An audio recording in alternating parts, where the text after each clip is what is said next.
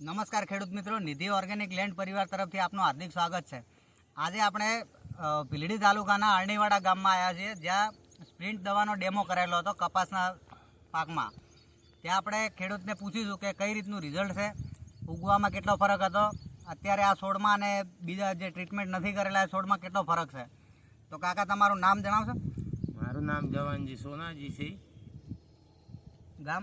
ગામ બોડાલ.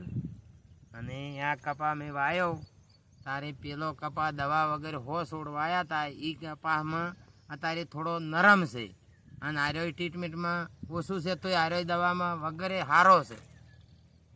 બંને ઉગવામાં કેટલો ડિફરન્ટ હતો? આ જે કપાસ વાયેલો છે એ કેટલા દિવસે ઉગ્યો હતો અને પેલો જે વાયેલો છે એ કેટલા દિવસ પાછળ ઉગેલો? પેલો ઉગ્યો તો 5 દિવસે અને આ 3 દિવસે.